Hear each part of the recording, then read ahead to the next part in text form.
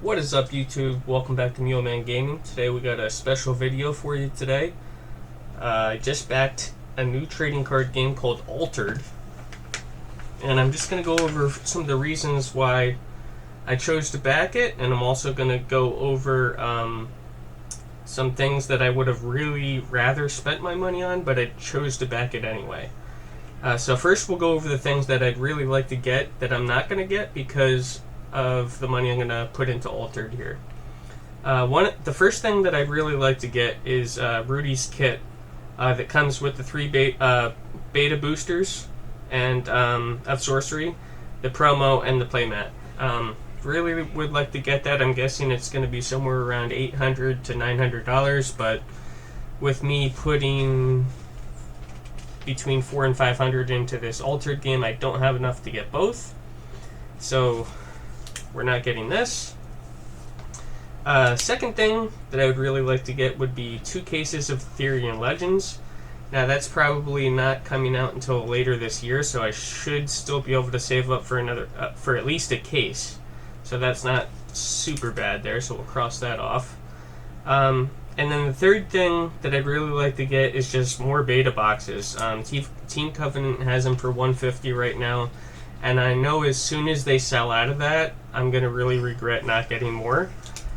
So that's really unfortunate that I can't afford to get like 4 or 5, 6 boxes of beta. And then some honorable mentions here.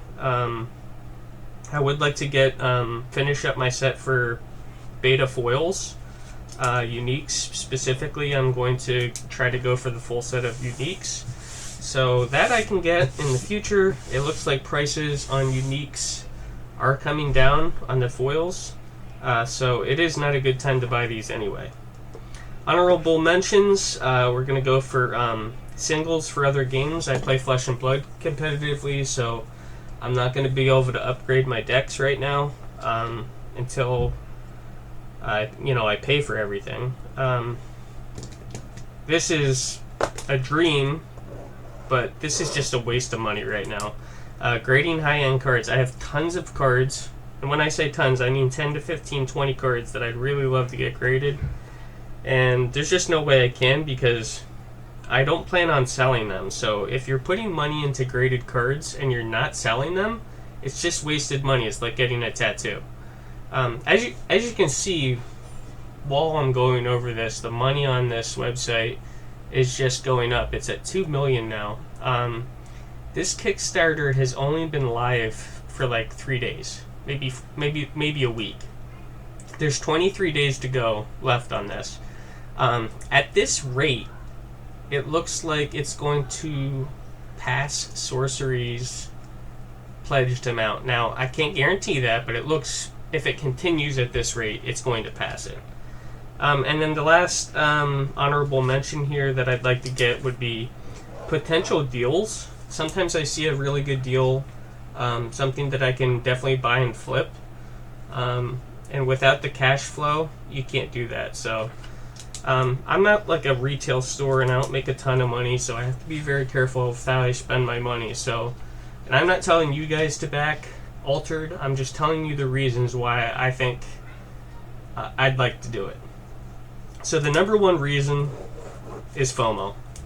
I don't want to miss the opportunity to get this. Now obviously you could wait until it comes out and wait until it comes in stores and get the first edition or whatever, but you would be missing the Kickstarter, getting the cards before everyone else. You'd be missing the exclusivity of the product of the Kickstarter with the brand on it, and it's gonna have some cool stuff in it, hopefully. It looks like there's already some stuff in there that's just gonna be for the Kickstarter, so I'm not sure if this is gonna be a super collectible game. It definitely looks like they're trying to do a combination of collector-based and player-based, but it is really hard to do that. You usually lean towards one category or the other, and it looks like they're trying to even it out, but it's going to go one way or the other. If I had to say what they're leaning towards, it's definitely the player base. Because with this game, once you get a card, you can just print unlimited copies of that card and just play with it. It's a player's paradise. Yes, you do have to buy the cards, but you could literally just print these cards out like proxies and play with them. Now, you can't go to events and play with them, but this game does not seem like it's going to be a collector-driven game.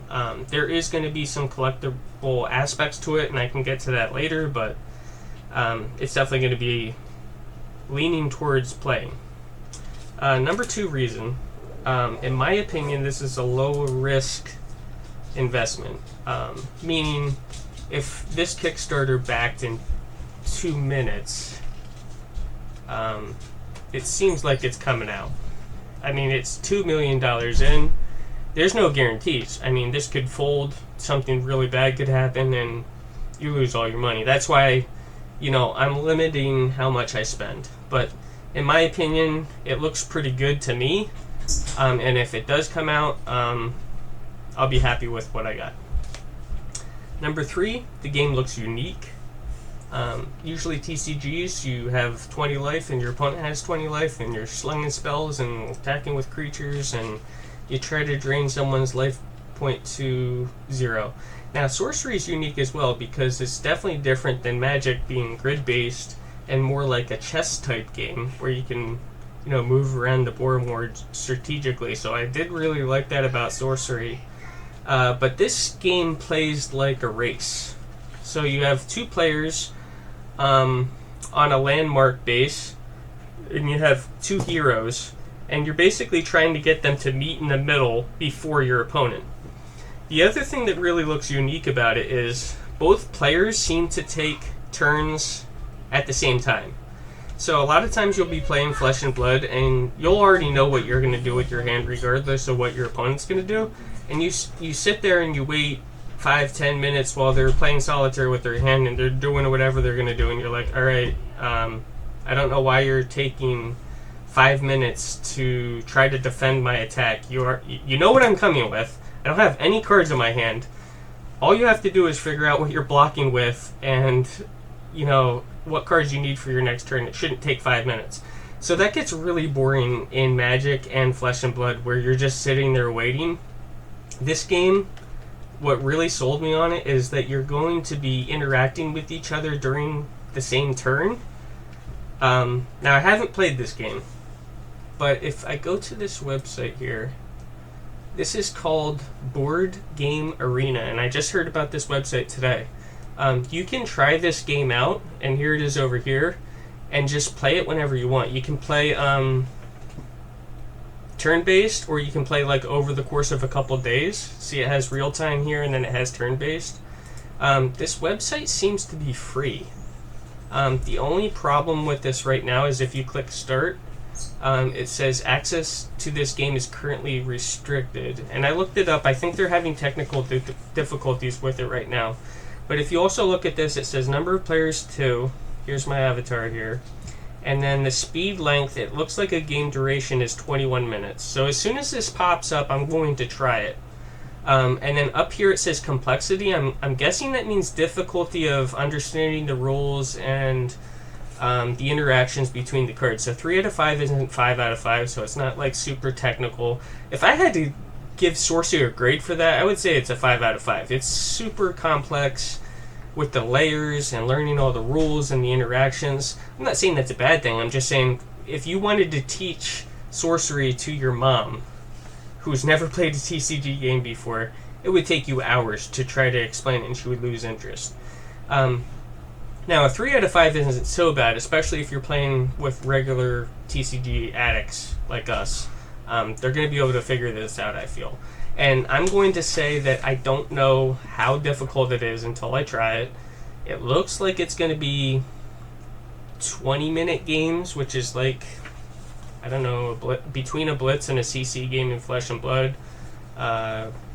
So it's definitely quicker than a Commander game, but like I said, the game looks very unique. One more thing I want to talk about this, the game being unique. Not only is the game a race, and you're playing your turn at the same time, there's also a QR code, which is a revolutionary thing for these card games where you're going to be able to scan the QR code and then you'll have ownership of that card, meaning you can go to the company's website, which I'll go to right now.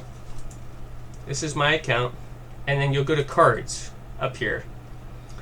And then once you scan your cards in, you'll have a database here of your cards. And they're going to have different stats on them once you scan them in. Once you open them from a pack, you'll scan them in, they'll go to your website up here, and you'll have a list of cards that you own. And with the cards that you own, you can print them out. You can like pay a small fee. I mean, this company's got to make money somehow. So you pay a small fee and you say, okay, I got all these unique cards and rare cards. I want 5 copies of this unique and 10 copies of this rare so I can put them in whatever deck I want. And then you can just get your cards that way. These are the QR codes here on the bottom right. So that is a really neat idea, because how many times have you guys bought one fabled Heart of Fyendel, wanted to run it in 3 decks? Or I'm just using that as an example. Instead of having 3 copies of Heart of Fyendel, you just have one, and then you say, okay, I want 6 of these. You print them out, and then that's your card. You can use it in any deck. You own that card. Even if you went to a sanctioned event, they would be able to look up on your account that you own that card, and you can play with it. So that is really neat. I really like that idea. Now, depending on, Cardamonde, who they're going to be printing with, I believe they said somewhere that you're only going to be able to print certain cards once a year. So you do have to be on top of that and pay attention to that. But I believe, for the most part, you'll just be opening your packs and you'll have your real cards if you're playing casually, and you'll be able to play with them. But if you want extra copies, you can most likely just send those in at any time and get extra copies. The last thing I want to talk about the game being unique is, do you see these forest, mountain, and water on here? Well, up here on the top left, 2 is the mana that it's going to cost to play the card. 2 on the bottom right here, or underneath it, is the reserve. So you'll be able to play this card for 2 mana, and then it's going to go to your reserve, not your graveyard. And you'll be able to play it for the reserve cost. Now, what I wanted to go over with uniqueness is, have you guys ever played, and I'm going to use Louis from Kitchen Table, his analogy for this unique concept, because it is really real, and he hits the nail on the head of how it works. If you've ever played Destiny, the first-person shooter, you would kill a boss or do a quest, and you would get a gun, and it would have certain stats on it. People would go through dungeons for hours trying to kill the boss over and over again. Once a week you can kill this boss. You get a roll, and it's the roll you don't want. It's not the stats you want. So you have to go back to that dungeon. You have to keep fighting that boss until you get the stats you like on that gun. The best stats, especially if you're doing Crucible and you need, I forget what all the stats were, but you need, for like sniper rifles, you needed a super hard to get stat on that gun to be able to be competitive in these playlists. You needed the dot, like on the gun. So, where I'm going with this, these cards, when you pull them in a pack, I believe the uniques, the rares, the commons, will all have different stats when you scan in the QR code. Okay? So you'll have the 15 cards in your booster pack. You'll be able to scan them in. You'll own the cards. But let's say you don't really care about the stats on your card, and it's a really good stat that someone's looking for. You can go up onto this marketplace and you can list your card that might be super rare and someone's trying to find, and they can purchase it from you, and then they'll have the rights to that card. You'll still have the physical copies of your card, but you just won't be able to use it in competitive events. And if that's not unique, I don't know what is. I mean, that is super innovative. I think that that's going to be really neat. If you guys remember in Diablo, the auction house where you could get these uniques, and people would be paying $50 to $100 of real life money to get these uniques from these dungeons if they had the right stats on them. That's how these cards are going to be. I mean, if you pull something nutso, it's going to be like a Counter-Strike skin. I mean, someone's really going to want it, and you'll put it on the market and you can list it for whatever you want. If you guys don't care about that, just get the physical cards and play with them and print out, But if you are into the collecting aspect and you want to do that stat stuff, that's a really neat aspect. And then number 4 is just the online marketplace. Like I just discussed, you'll be able to list your cards that you own up for sale and sell them to people that want them for competitive play. So these are the languages the game will be in. I believe United States or English and French will be the original Kickstarter language, and then it'll branch out to these other languages that you can get. But for the Kickstarter, I think it's just French and English. I could be wrong about that. But like I said, you can check out the game on this Board Game Arena. This is the Kickstarter. As we speak, this number is just jumping. I'm not trying to FOMO you guys. I'm just saying this is pretty impressive for, in my opinion, I didn't touch on the art. The art kind of looks like League of Legends to me. It's not super great. It's not sorcery art. The sorcery art is next level. As Mike from Collector Art House would say, no one's going to be able to duplicate that project. If you did not get into that Kickstarter and buy a case of alpha and crack it, you're never in your lifetime going to be able to relive that experience, because it's once in a lifetime. No one's going to commission that kind of artwork for a game ever again. That was a Black Swan event. These type of cartoony, League of Legends generic artwork is going to pop up all the time. I mean, you guys seen the TCG industry right now.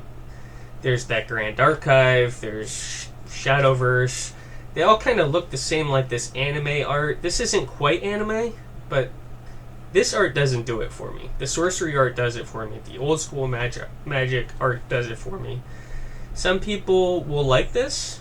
It's not for me. I can get around this art for the rest of the ideas that I went over. This art is not horrible. This is not anime art to me. It just looks like cartoony League of Legends art, which is completely fine with me. I'll just show you my profile here real quick. So this is my profile. This is the hero I'm going to try out. I forgot to go over the factions, but yeah, you can create your own profile on here, and then you'll be able to upload your decks, your cards, and you'll be able to enter the marketplace and sell stuff. So guys, I just went over a lot. Do your research. If you want to back this Kickstarter, it's open for 23 days. If you miss that and you're not interested in it, they'll most likely come out with another version of it down the road that won't be Kickstarter, and you'll be able to try it.